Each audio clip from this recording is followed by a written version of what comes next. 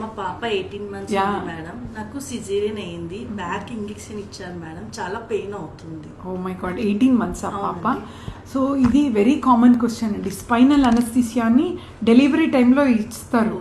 Usually caesarean అని కాదు, వేరే కొంత సర్జరీస్లో స్పైనల్ అనస్థీసియా అని ఒక ఇంజెక్షన్ ఇస్తారు. ఆ ఇంజెక్షన్ వల్ల ఆపరేషన్ టైంలో ఏమీ పెయిన్ ఉండదు, పెయిన్లెస్ అన్నట్టు. బట్ అది చాలా సన్న ఇంజెక్షన్. ఆ పెయిన్ అనేది ఇప్పుడు ఉండదండి. చాలామందికి ఇది అపోహ అనమాట.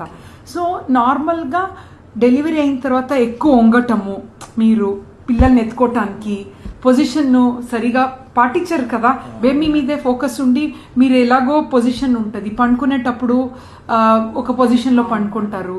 సో పాస్చర్ అనేది ఫస్ట్ ఇంపార్టెంట్ అండి. సో డెలివరీ తర్వాత ఎక్సర్సైజ్ కూడా కొంచెం చెయ్యాలి.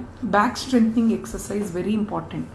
సో అండ్ సెకండ్, కాల్షియం తక్కువ అవుతే బ్యాక్ ఏక్ ఉంటుంది.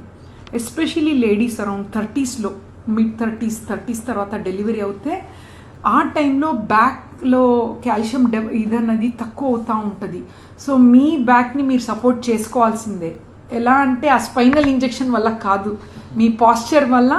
అండ్ మీరు కాల్షియం సప్లిమెంట్ ఎక్కువ తీసుకోవాలి. అండ్ మార్నింగ్ కొంచెం వాక్, సన్ ఎక్స్పోజర్ ఇవన్నీ చేస్తే ఇట్ ఈస్ రియలీ గుడ్ అనమాట. So not because of injection అండి. ఓకే.